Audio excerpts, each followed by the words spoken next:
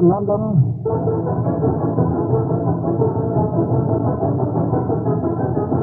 Ben Grauer in New York. And from London and New York, Atlantic Spotlight with today's stars Bertha Wilmot and Barnsby Williams from London, and from New York, Beatrice Kane.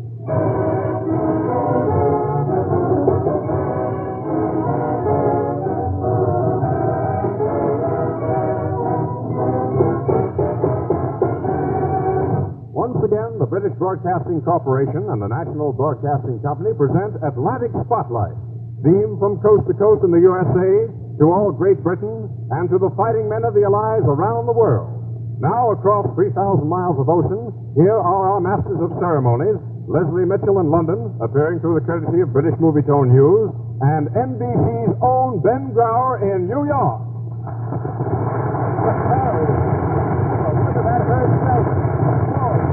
Hello, Ben. Hello, Ben. And how are you feeling this afternoon? Oh, hello, Leslie. Well, why are you so solicitous about my failing health? Well, it's been pretty hectic here in London and very untidy. Why? Untidy? Well, you don't mean to tell me you haven't heard about the Japanese business? Yes, you mean the alleged surrender? Perhaps I have, so on. I thought you'd catch up with that sooner or later. Well, even though most people are still a little doubtful about everything, they decided to turn yesterday into a kind of dress rehearsal for the official VJ Day here in London. Well, there was a lot of dancing and singing around Piccadilly Circus, but most of all, it was the showers of paper that made it different from VE Day. Very picturesque, but very untidy. Well, that kind of surprised. You mean ticker tape is thrown out of the windows over there in London, like here in New York? I didn't know you did that over there. Well, we didn't, but somebody started it the day General Eisenhower was given the freedom of the city of London, and now, like chewing gum and swing music, it's become an old English custom. Anyway, I think you in America would like to know that your boys over here are very happy just now. They've been climbing lampposts that haven't been climbed since pre-war boat race night. Well, geez. Leslie, thanks for that picture of conditions on near VJ Day in London. How are the London police taking it? Oh, quite well, considering. Though for the first time in my life yesterday, I saw a police sergeant being tossed bodily in the air by a crowd of GIs and New Zealanders. He seemed to enjoy it. Your police are still wonderful bobbies, I see. You and them both, then. But, Ben, as this is our special Gay 90s edition of Atlantic Spotlight, I suggest you should have the honor of opening the proceedings. The honor? Oh, no, Leslie, that's for you. Oh, well, for me? Yeah, that's right. Age before beauty. Now, Ben. That was enough of that, Ben. As far as the Gay 90s on our side of the Atlantic were concerned, it was an age of great women performance, and what unforgettable songs they sang. Mary Lloyd, Kate Carney, Betsy Victoria, Florrie Ford, and a whole lot more. Florrie Ford, for instance, is so much a tradition over here that in the Navy, any man called Ford is automatically nicknamed Florrie. For our first artist in this program, our Atlantic Spotlight is focused on a singer who is not an old-timer herself, but who is the last in the great tradition of the 90s. I'd like to introduce our first star of the Gay 90s Music Hall, Bertha Wilmot. Thank you, Leslie, and hello, Mr. Grauer. Well, hello, Miss Wilbur. Yeah, you know, I'm not too sure. Like that about it. Yes, you can tell from my voice that I'm not so anxious about hearing your turn because, now don't get me wrong, I mean, I'm afraid it's going to make me feel very old hearing a lot of songs I knew when I was young. Now, listen, that's all right, Ben. We're dealing with the Gay 90s, not the roaring 1840s. Well, now, Bertha Wilmot, accompanied from time to time by our studio audience, we hope, is going to remind us of 6 famous songs first introduced in the Gay 90s. Liza Johnson, You Are My Honeysuckle, Don't Dilly-Dally, In the Shade of the Old Apple Tree, If Those Lips Could Only Speak, and Waiting at the Church.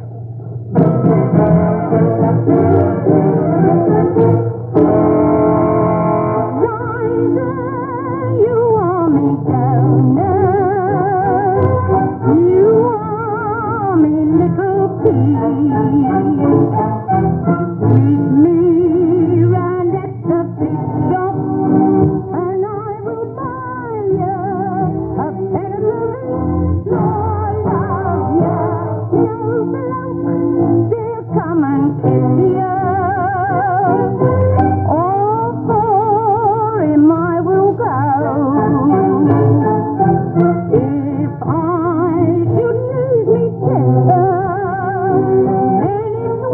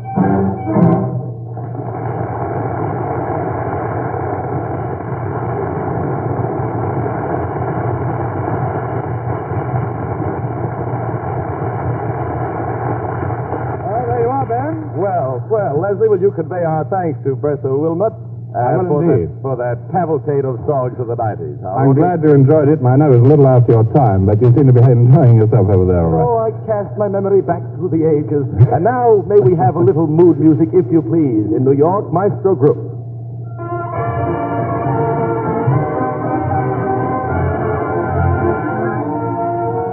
Ladies and gentlemen, for your pleasure and edification, we now present a dramatic offering entitled As Good as Foiled, or Better.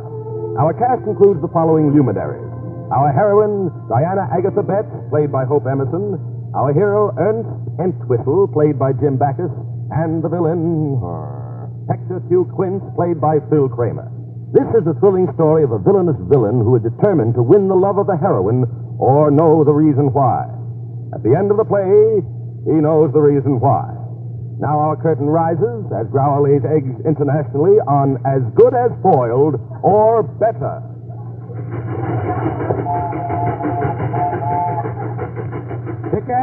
Tickets, have your tickets ready, please. Tickets, please, ma'am. Oh, well, here you are, conductor. Pray tell me, how long shall we travel before reaching East Whipstitch? We should reach our destination by nightfall, ma'am, barring all accidents. Accident? Oh, perish the thought.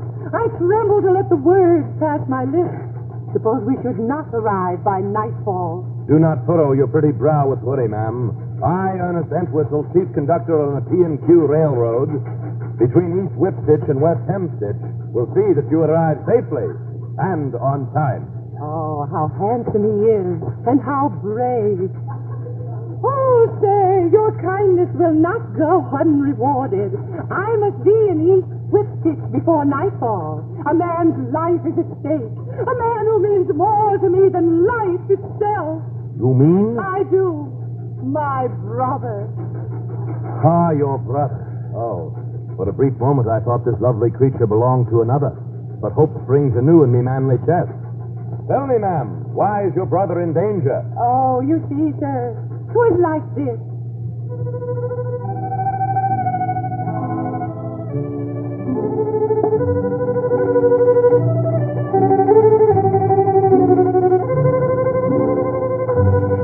It was Christmas Eve, and snowing. As Papa drew his last dying breath, he took my hand and said to me, Diana, Agatha, look after your brother Dan. Oh, and never let him shame the name of Beth. Ah, had he but known the peril in which Dan was in. Oh, Dan was so young, hardly 40, so inexperienced in the ways of this wicked world. Then that dastardly blackguard, Hector Hugh Quince, lured him one afternoon into a game of chess. Parcheesi. Not that. Oh, poor Dan. He began to drown his sorrow in drink. Sarsaparilla. Sarsaparilla? Straight? Poor lad. And in his weakened condition, that foul fiend, Hector Hugh Quince, forced him to wager large sums of money on Parcheesi. The cad. Could I but get my hands on him, I'd give him a trouncing he'd never forget. And so I have mortgaged our home to get the money to pay Dan's wretched debt and to clear the name of Beth.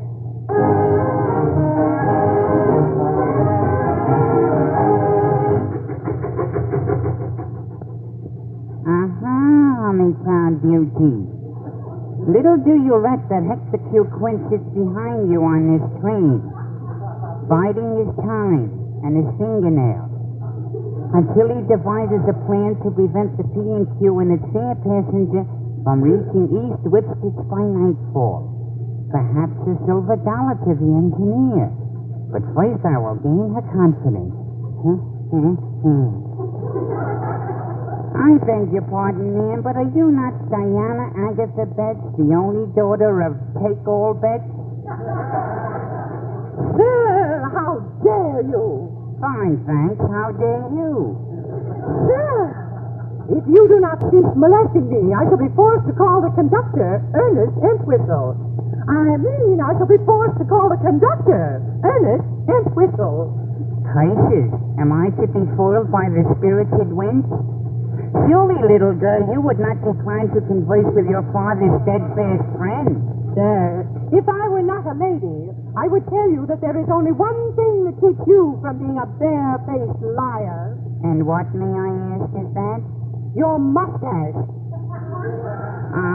My little pigeon, you are forcing me to lay my cards on the table. I will tell you my true identity. I am Hector Q. Quint.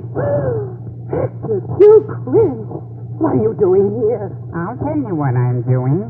I'm preventing this train from reaching east, which it's my nightfall.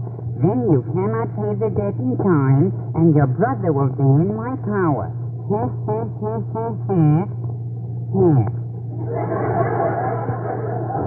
him! Stop him! He's running toward the locomotive. Perhaps an attempt to bribe the engineer with his filthy lucre. Oh, Ernest, save me!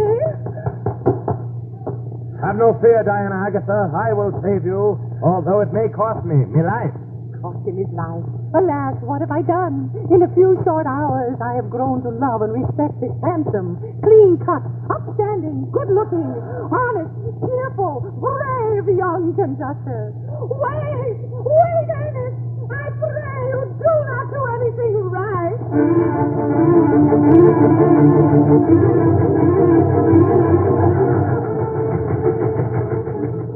Take that! And that! And that! You cursed villain, and never again let Ernest Entwistle hear that you have led young manhood astray. I promise, for you have proved to me the error of my way. Oh, Ernest, how wonderful you are. Ray, do not mention it. I saw me duty, and I did it. And here we are at East Whitstable. We have reached our destination by nightfall. My brother Dan is saved. The name of Beth is cleared. Oh, Ernest. Oh, Diana.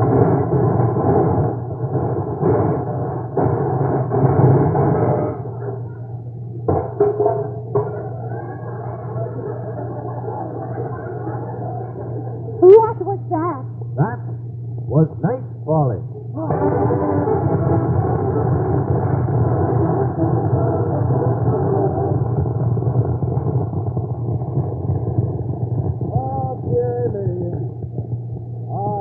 Beautiful purple of memories. That is quite something, then. Leslie, after listening to a drama like that, I sometimes wonder, is radio an improvement on the mustache cut? Now, back in New York, our Atlantic spotlight now shines on a young lady whose charming presence is a must on any gay 90s program that hopes to paint an authentic picture of the mauve decade. Her delightful singing of gay 90s tunes has caused rather a remarkable legend to spring up about her. But we'll talk about that in a moment. First, here she is, our pert and petite Beatrice Page.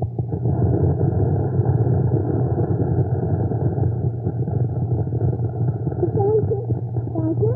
And my goodness, yes, Dan, I talk about that legend you just mentioned every chance I get. Well, maybe we ought to let the folks in on it. You see, it's like this. Because Miss Kay sings songs of the 90s, most of the fans think she started singing them back in that gaslight era. And when they see her in person, it's quite a shock to discover how very young and attractive she is. Oh, you teaser. Yeah, you know, you'd be surprised how many people expect me to make a noise like a hoop and roll off the stage in my wheelchair. I've been praying for television to be more widespread, and now I'm hoping my new picture, Billy Rosenstein and Horseshoe, will dispel any ideas folks have that I'm an octogenarian. Now, look, Beatrice, this is a gay 90s show. Let's stay away from the 80s, please. It's all right, you are, Ben. So suppose we start with a real famous song, Steamboat Bill.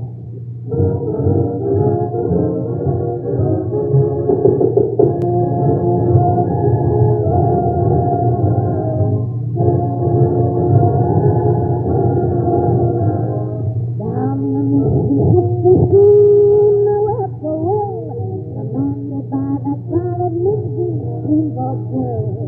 The owner sent him up to some Mississippi Sea to try and beat the wretched out the robbery. Just heat up your fires, let that old smoke roll. Burn up all the cargo if you run out of coal. If we don't beat that rat, told him me, and my mail and tell Peter, golden days for Steamboat Bill. You hear me down the Mississippi, Steamboat Bill. A mighty man was he, Steamboat Bill. You hear me down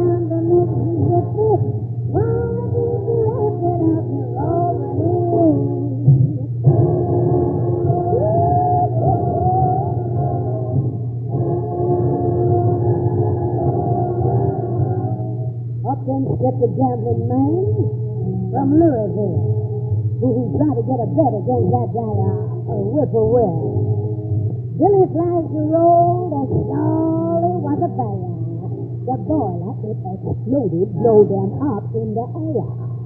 The gambler said to Billy as they left the wreck, you know, man, I don't know where we're going, but we just left him next. Billy said to the gambler, man, I'll tell you just what we'll do. I will bet another 1,000 I goes higher than you. Oh, Steamboat is drifting on the Mississippi. Steamboat is drifting on the bank. Steamboat is drifting on the Mississippi. Running on the ferry in the promised land. Running on the ferry, running on the ferry, running on the ferry in the promised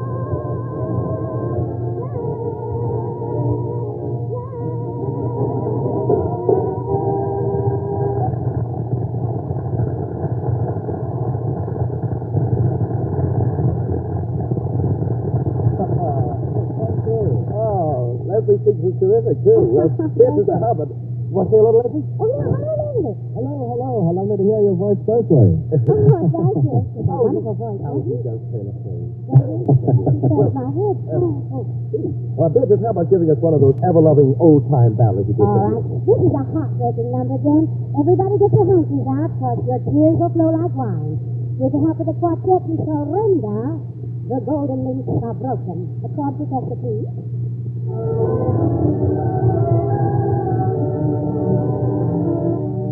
The golden links of love are broken.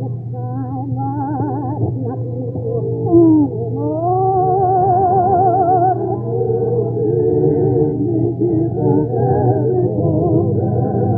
You tell me that another you are gone.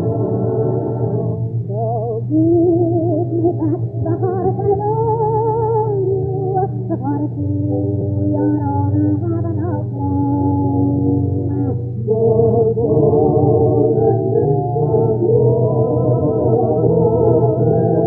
I cannot speak. It is your love. Goodbye. The golden links are broken. Goodbye. The parting words are spoken. Goodbye.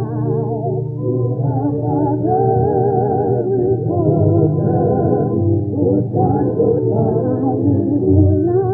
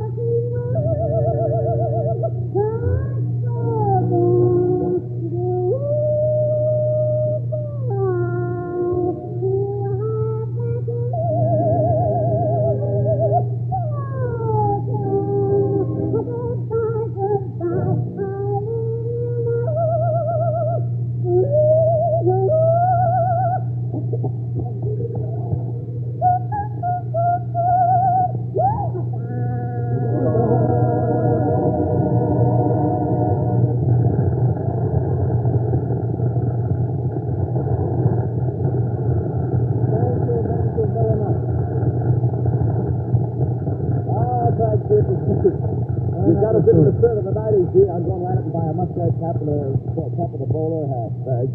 And before you go out to do that, I just want to introduce you someone, a really old-timer, an actor who's introduced many famous characters from Shakespeare and Dickens to the musical stage, is here this afternoon to give us a very short piece of Miss Micawber's famous advice to David Copperfield. May I introduce Mr. Bransby Williams?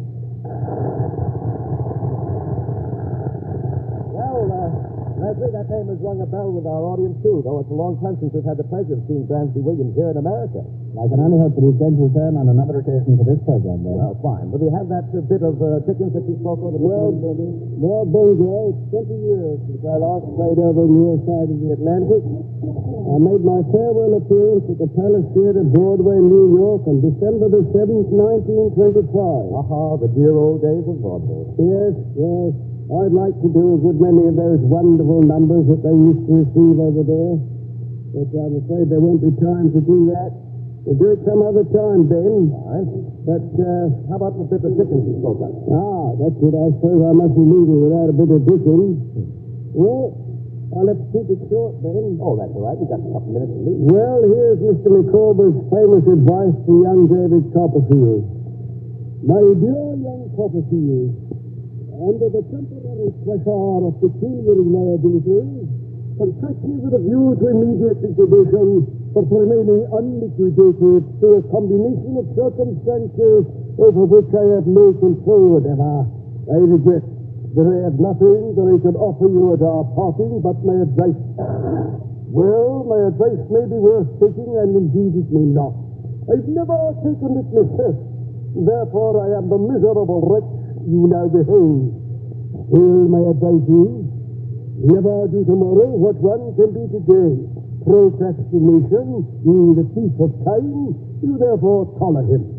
My other advice is, let your annual income be, say, £20, then let your expenditure be, say, 19 and 6, and the result will undoubtedly be happiness.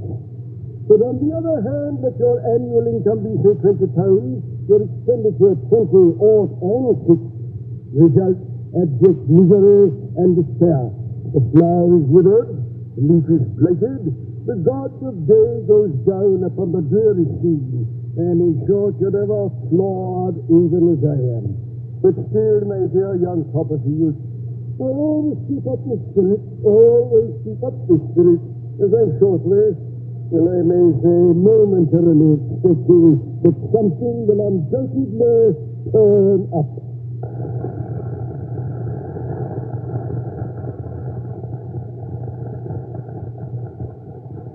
Thank you, Bransby Williams, for that glimpse of Dickens and Micawber, the lovable character whom we know, of course, on both sides of the ocean. Well, Leslie, let's see now.